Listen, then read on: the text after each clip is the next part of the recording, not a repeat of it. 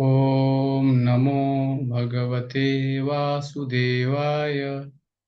ओम नमो भगवते वासुदेवाय। ओम नमो भगवते वासुदेवाय।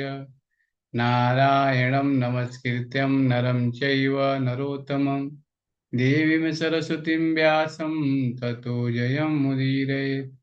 नष्टप्रायेषु अभद्रेषु नित्यं भागवत सेवया भगवत उत्तम श्लोके भक्तिर्भवति नैष्ठिकी।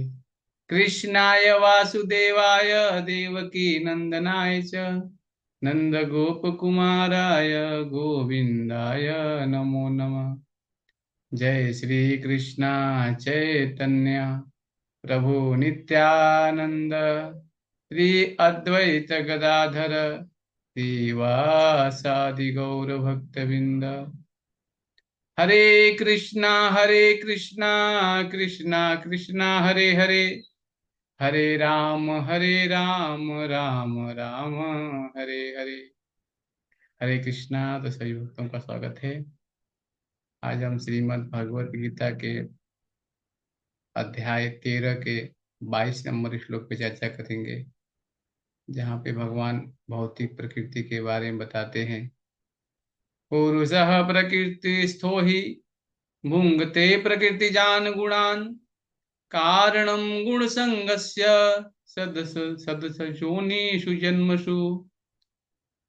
तो बताया गया है यहाँ पे पुरुष। पुरुष का अर्थ होता है जीव।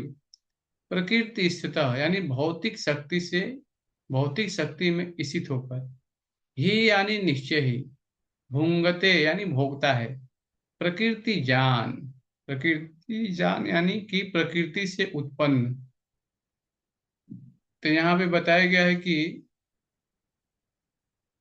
जो चर्चा हो रही है आज प्रकृति के बारे में, जो चर्चा हो रही है यहाँ पे, तो भगवान बता रहे हैं प्रकृति, जो प्रकृति है कैसे कार्य करती है, इसके बारे में यहाँ चर्चा चल रही है अभी।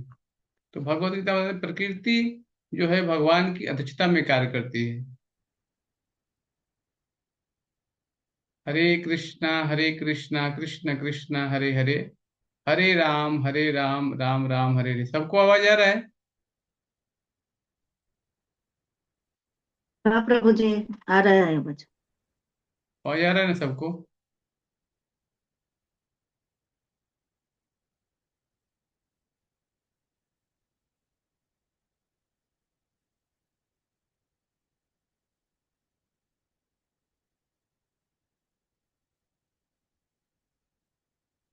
हरे कृष्णा कृष्णा कृष्णा हरे हरे, हरे राम राम राम हरे हरे।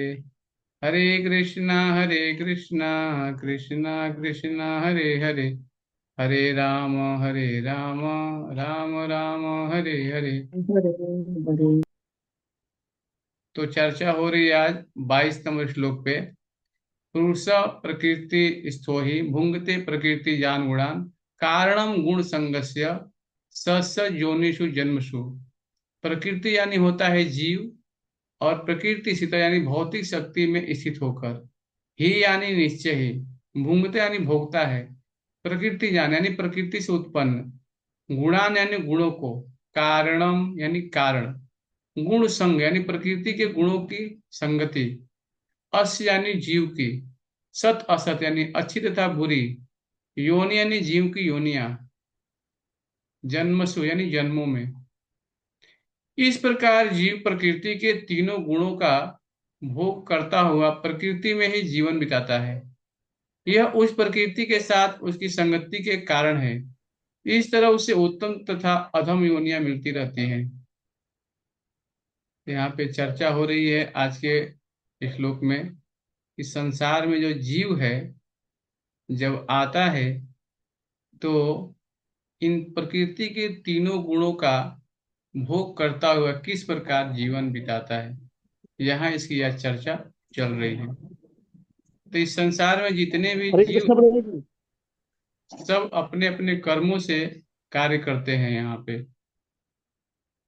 आज हम चर्चा करेंगे कि जो जीव है इस संसार में किस प्रकार से जीवन बिताता है प्रकृति के साथ। तो इस श्लोक को समझने के लिए सबसे महत्वपूर्ण बात यह है कि जीव एक शरीर से दूसरे में किस प्रकार देहांतरण करता है, इसकी चर्चा होगी आज। और बताया गया है कि जीव एक शरीर को त्याग कर दूसरा शरीर उसी तरह धारण करता है जिस प्रकार कोई वस्त्र बदलता है। जैसे मान लीजिए कि हमको नए कपड़े पसंद पहनना बहुत पसंद है ना, जैसे पुराने कपड़े फट जाते हैं तो नया कपड़ा पहनते हैं तो अच्छा लगता है। तो जो जीव है एक शरीर को त्याग करके दूसरा शरीर उसी तरह धारण करता है जिस प्रकार कोई वस्त्र बदलता है। वस्त्र का परिवर्तन इस संसार के प्रति आसक्ति के कारण है। तो वस्त्र जो है, हमको नया वस्त्र पहनने की आशा अच्छा लगता है, मतलब क्यों? क्योंकि संसार के प्रति आसक्ति के कारण है। जब तक जीव इस मिथ्या प्राकट्य पर मुग्ध रहता है तब तक उसे निरंतर देहांतरण करना पड़ता है।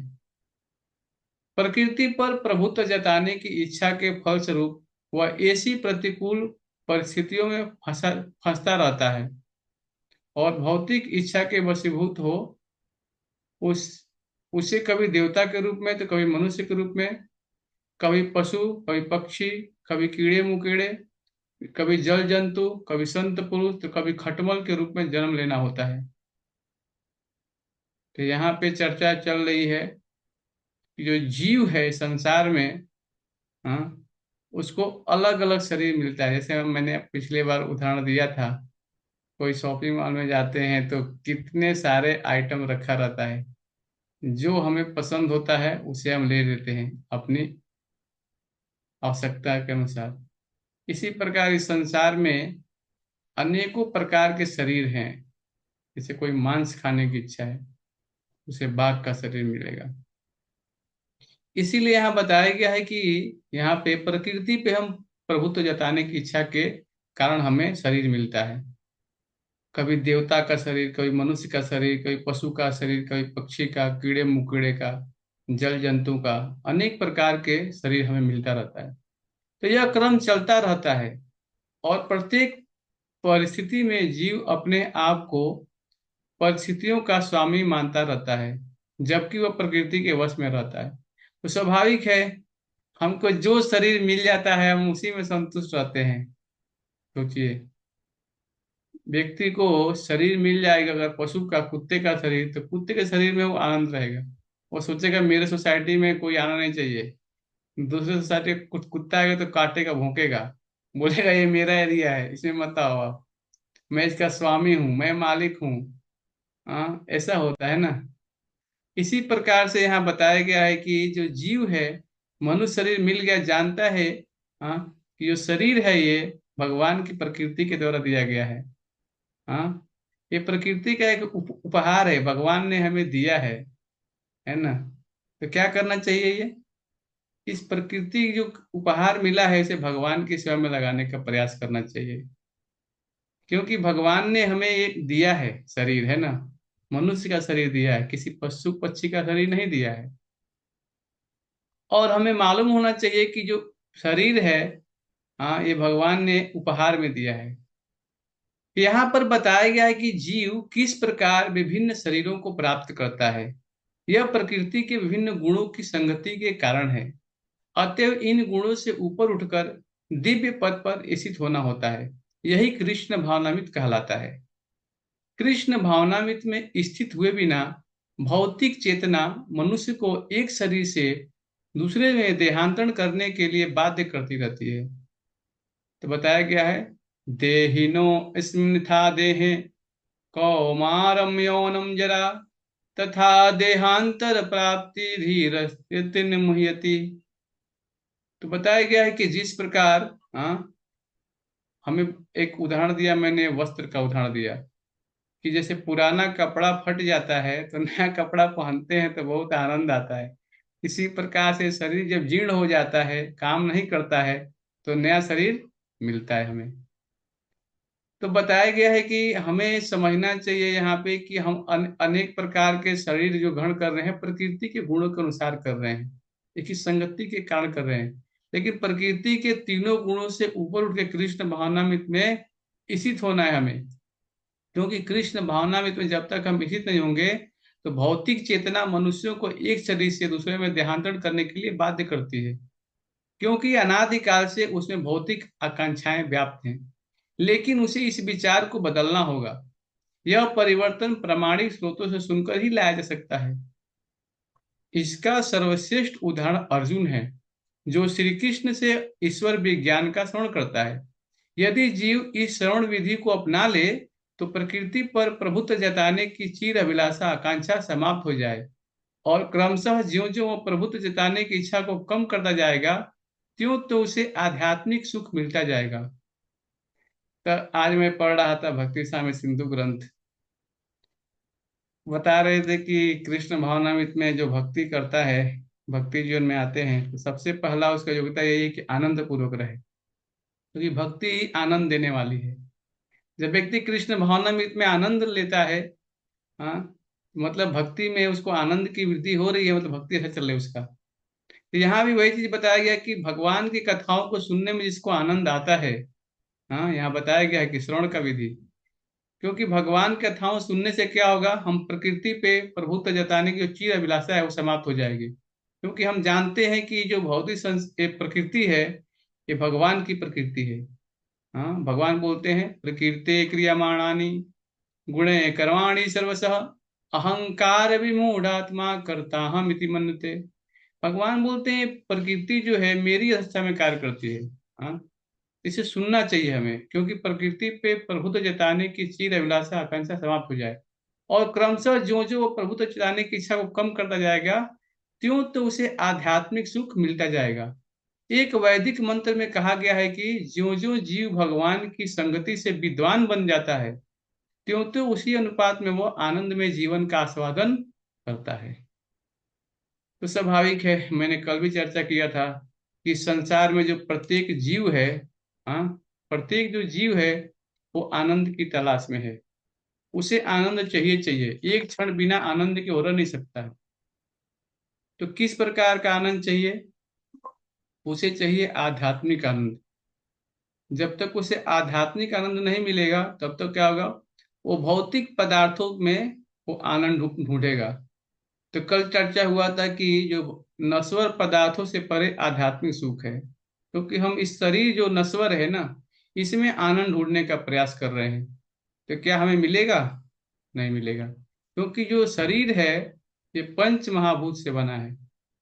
पृथ्वी, जल, अग्नि, वायु, आकाश, इसमें इसमें हम आनंद ढूंढने का प्रयास कर रहे हैं। तो जो प्रकृति है भगवान की अध्यक्षता में कार्य करती है। इसीलिए बताया गया है शास्त्रों में कि हमें चाहिए कि हम भगवान की जो शक्ति है उससे समझें। तो इस संसार में, इस भौतिक जगत में दो प्रकार के श्रेणी के लोग रहते हैं।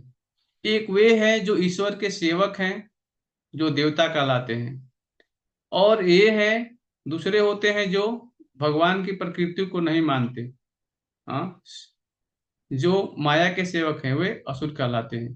किंतु वैकुंठ में केवल एक ही श्रेणी के हैं, क्योंकि वहां के सारे निवासी ईश्वर के सेवक हैं। इसलिए वैकुंठ को परम या सर्वश्रेष्ठ कहा जाता है। वैकुंठ में कोई मतभेद नहीं है, क्योंकि केंद्र बिंदु तो कृष्ण या ईश्वर हैं, और वहां हर व्यक्ति प्रेमवश उनकी सेवा में लगा रहता है। वह वेतन भोगी सेवक नहीं होता। वेतन भोगी सेवक जितना धन पाएगा उसी के अनुसार सेवा करेगा, किंतु वैकुंठ लोक में वेतन भोगी सेवक होने का प्रश्न ही नहीं उठता। हर व्यक्ति मुक्त है, और हर व्यक्ति भगवान के समान ही ऐश्वर्यवान है। फिर भी वह हर व्यक्ति सेवक है, और भौतिक जगत में लोग आवश्यकता व आवश्यकता व सेवा करते हैं, किंतु वैकुंठ में हर व्यक्ति प्रेम व सेवा करता है। वहां किसी वस्तु की आवश्यकता नहीं रहती, क्योंकि वहां हर वस्तु पूर्ण है।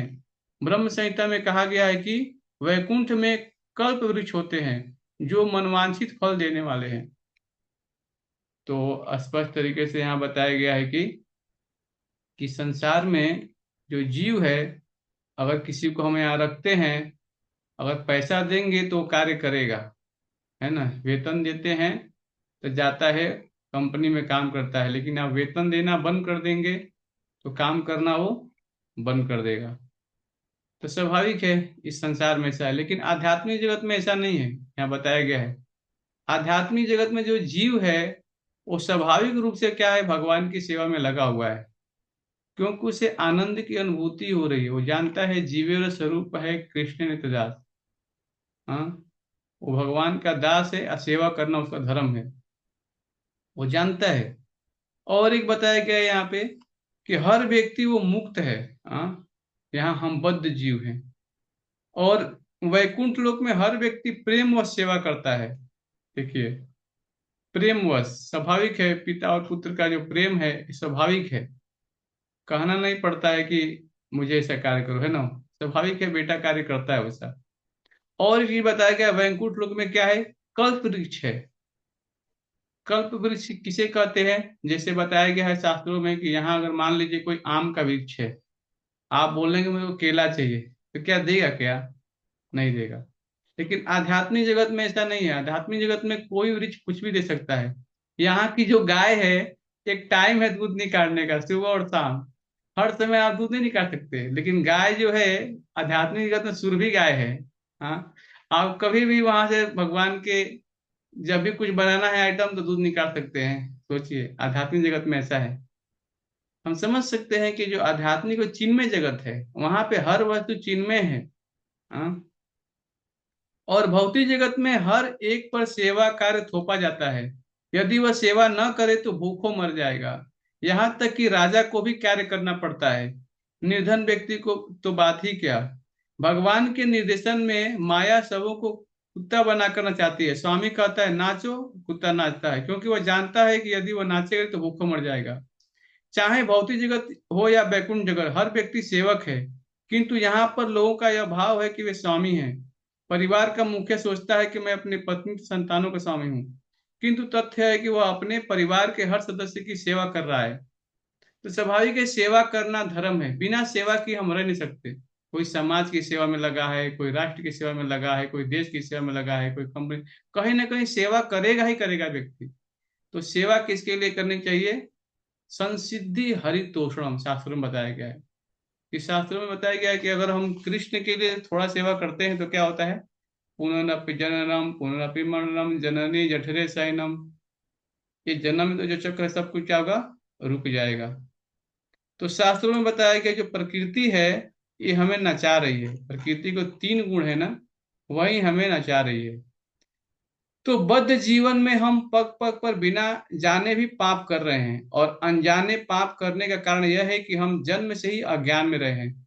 और यह अज्ञान इतने सारे शिक्षा संस्थानों के होते हुए भी विद्यमान है। क्यों, क्योंकि इतने सारे बड़े बड़े विश्वविद्यालयों के होते हुए भी इनमें से किसी भी आत्म तत्व आत्मा के विज्ञान की शिक्षा नहीं दी जाती।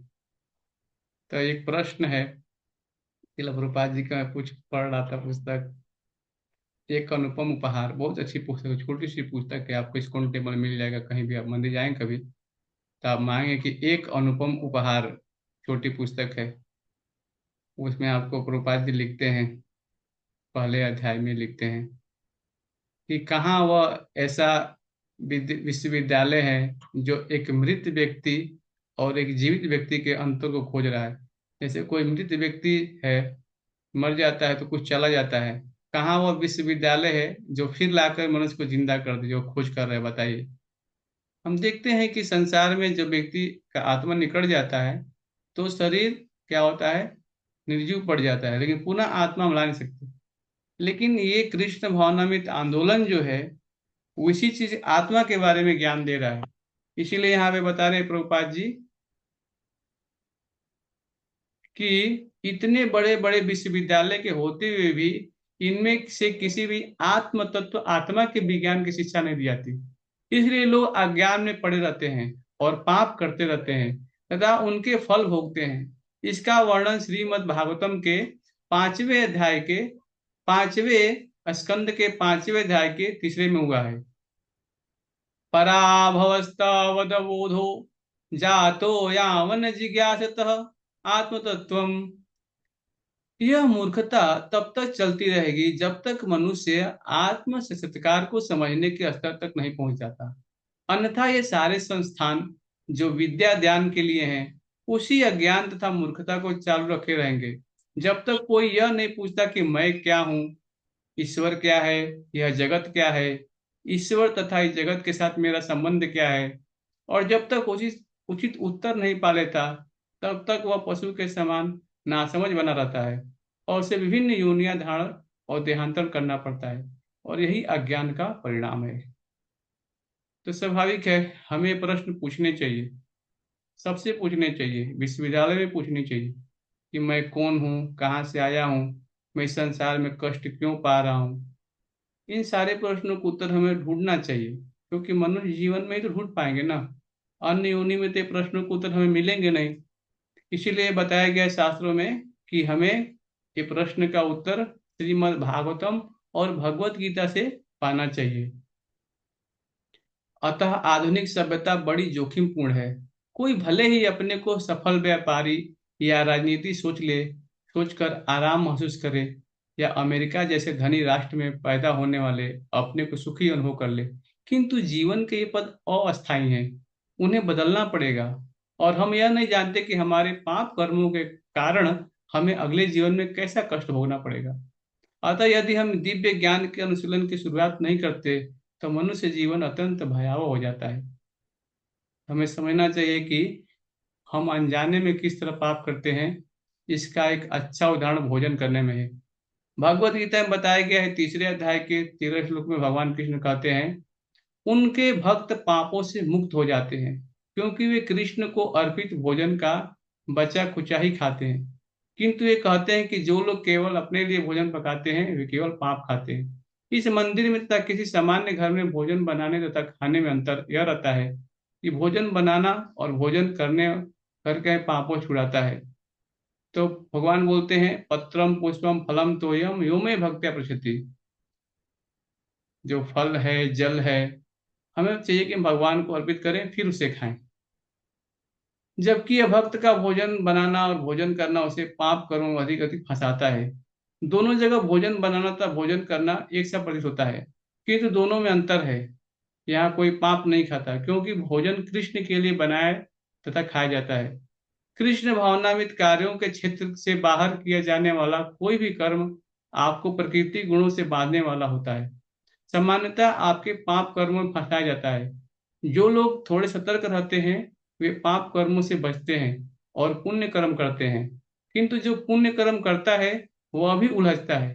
यदि मनुष्य पुण्यात्मा है, तो वह किसी धनी या राशि परिवार में जन्म पा सकता है, या अति सुंदर हो सकता है, और अत्यंत विद्वान बनने का अवसर पा सकता है। ये सब पुण्य कर्मों के फल हैं। किंतु आप पुण्य आत्मा हो या पापी, आपको किसी न किसी माता के गर्भ में प्रवेश करना पड़ता है, और यातना बहुत ही कठोर होती है। इसे हम भूल चुके हैं। आप चाहे अत्यंत धनवान तथा राशि कुल में जन्म लें, किसी पशु के गर्भ में जन्म लें, जरा, रोग, मृत्यु, पीड़ा तो उठानी होगी। कृष्ण भावनामृत आंदोलन आपको जन्म, मृत्यु, जरा तथा व्याधि, इन 4 समस्याओं के निवारण का अवसर प्रदान करने के निमित्त है। ये पॉइंट बहुत महत्वपूर्ण है। मैं थोड़ा आप लोगों को शेयर करता हूँ, आप लोग देख सकते हैं।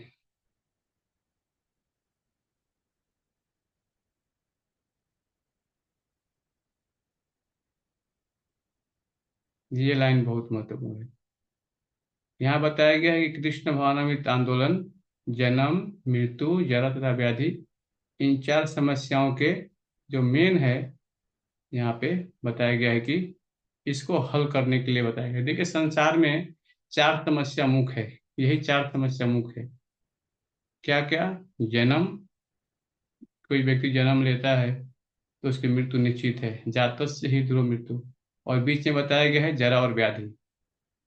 इन 4 समस्याओं को खत्म करने के लिए कृष्ण भावनामृत आंदोलन की शुरुआत की गई है। श्रील प्रभुपाद जी यहाँ बहुत स्पष्ट लिख रहे हैं, देखिए, इन 4 समस्याओं का निवारण का अवसर प्रदान करने के निमित्त है। किंतु यदि आप पाप कर्म करते जाएं, तो क्या होगा? जैसे का तैसा बना रहेगा। पाप की रोटी खाते रहे तो ये कष्ट जैसे के तैसे बने रहेंगे। अन्यथा आप कृष्ण की शरण में जाकर अपने पाप कर्मों को निर्मूल कर सकते हैं।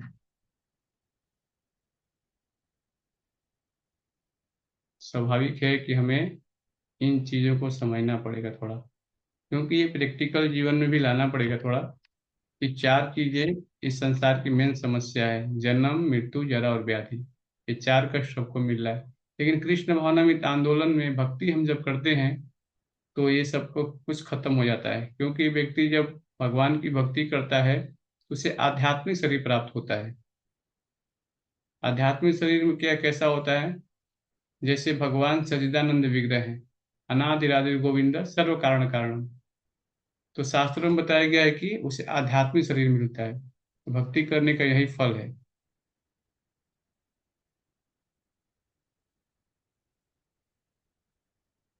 कृष्ण स्वयं कहते हैं, अपने तथाकथित सभी धार्मिक कृत्यों को त्याग दो और मेरी शरण में आ जाओ, मैं तुम्हारे सारे पाप फलों से तुम्हें बचा लूंगा।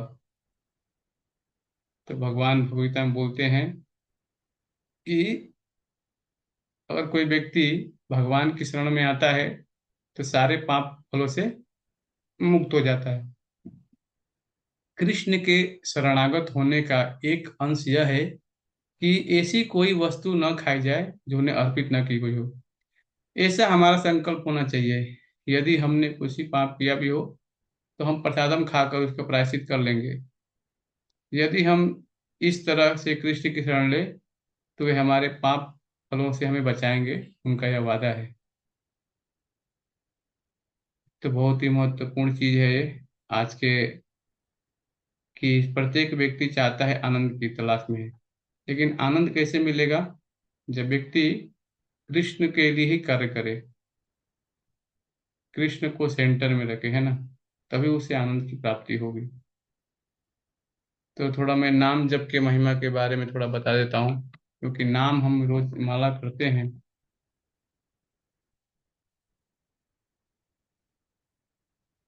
भक्त लोग प्रायः इस विषय पर चर्चा करते हैं कि जप में किस प्रकार सुधार लाया जाए।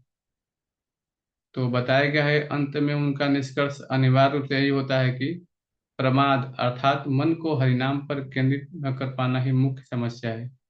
हरिनाम चिंतामणि में श्रील भक्ति विनोद ठाकुर अध्याय 4 से अध्याय 13 तक इस विषय को समर्पित करते हैं कि जप करते समय हमें नाम अपराधों से किस प्रकार बचना चाहिए। तो नाम अपराध नहीं करना चाहिए। जैसे बताया गया है कि पहला नाम अपराध है भगवान नाम के प्रचार में संपूर्ण जीवन समर्पित करने वाले भक्तों की निंदा करना। हमें निंदा नहीं करनी चाहिए किसी की। और बताया गया है यहाँ पे कि प्रमाद का अर्थ पागलपन भी हो सकता है, परंतु यहाँ पर प्रमाद का अर्थ असावधानी या लापरवाही है। इसी अपराध के कारण अन्य सभी प्रकार के अपराध उत्पन्न होते हैं। तो हमें नाम करते समय बहुत सावधान होना चाहिए। नाम को सुनना है ध्यान पूर्वक। हरे कृष्ण कृष्ण कृष्ण हरे हरे, हरे राम राम राम हरे हरे। नाम को बोलना है और ये ध्वनि को ध्यान पूर्वक सुनना है कान से, है ना। क्योंकि जब ध्यान पूर्वक हम भगवान के नाम को सुनते हैं ना, तो ये ध्वनि क्या है, हमारे कानों के माध्यम से हमारे हृदय की ग्रंथि को भेदता है ये नाम। फिर नाम जो है ये भगवान का, हाँ, स्वरूप है, बताया गया है। नाम कार्य बहुधा निज सरस्वती प्रापिता नियमित स्मरण काल, एतादृशी तो कृपा भगवन नमापि दुर्दैव मिधि मिहाजनी नाम राघव। नाम में अनेकों शक्तियां हैं, भगवान ने अर्पित कर दिया है। इसीलिए हमें नाम को ध्यान पर सुनने का प्रयास करना चाहिए।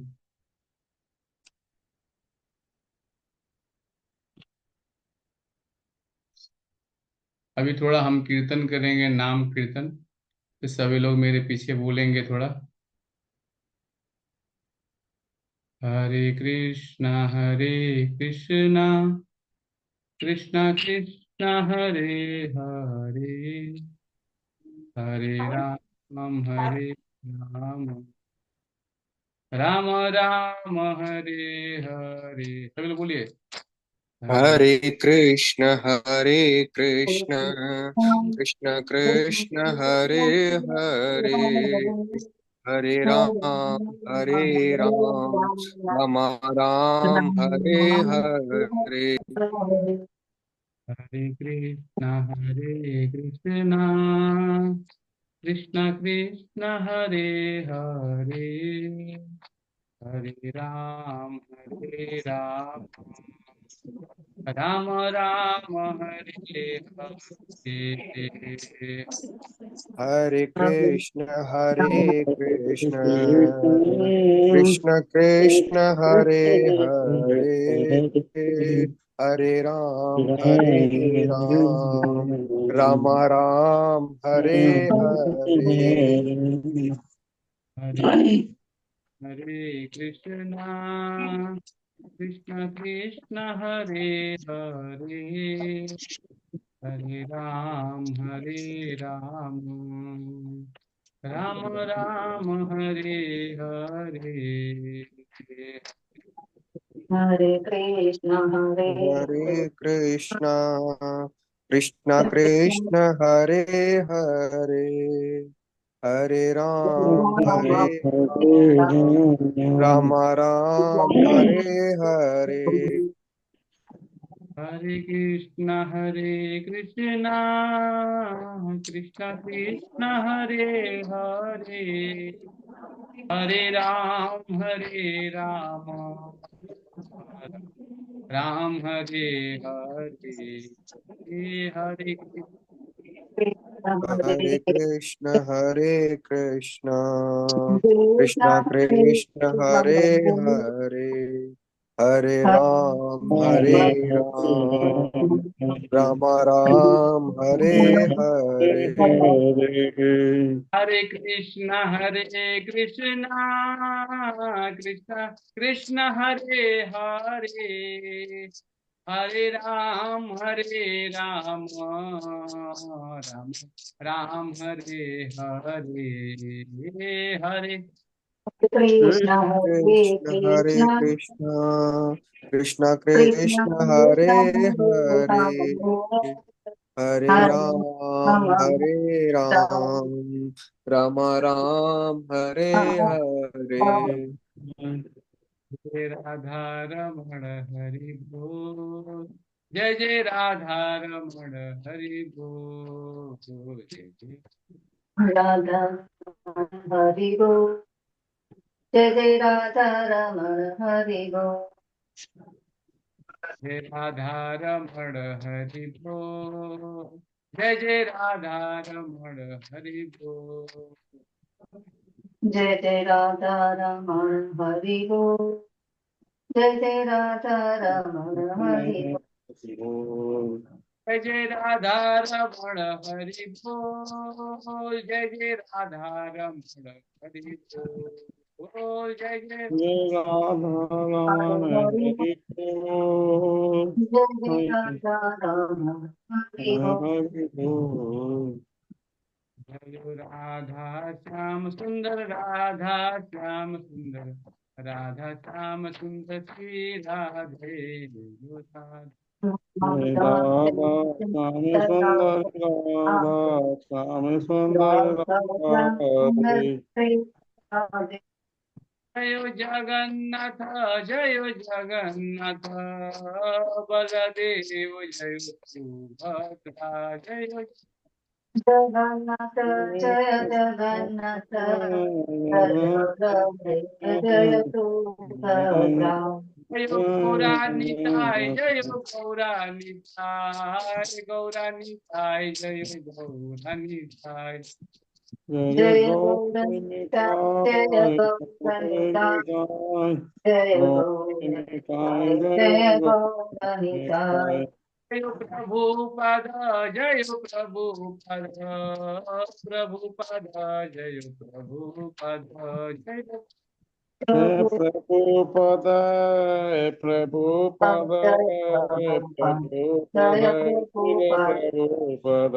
जय गौरा हरि बोल, हरि बोल, हरि बोल, निताय गौर हरि बोल। निताय निताय गौर गौर हरि हरि बोल, बोल, हरि हरि बोल, बोल, हरि बोल, निताय गौर निताय हरि गौर बोल, हरि बोल, गौर प्रेमानंदे, हरि हरि हरि बोल। बोल, हरि हरि गौर बोल। हरि हरि बोल। स्मरण करने के लिए जय श्री श्री राधा श्याम सुंदर भगवान की जय, जगन्नाथ बोले श्री श्री गौर निताय की जय। अनंत कोटि वैष्णव। धन्यवाद आप लोगों का, बहुत बहुत धन्यवाद कथा श्रवण करने के लिए। भगवान सबको सुखी प्रदान करे, सबका जीवन मंगलमय हो। ठीक है, हरे कृष्णा प्रभु। कोई प्रश्न है किसी का?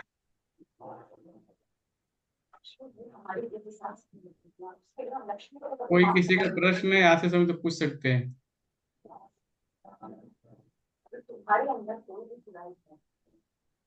हरे कृष्णा।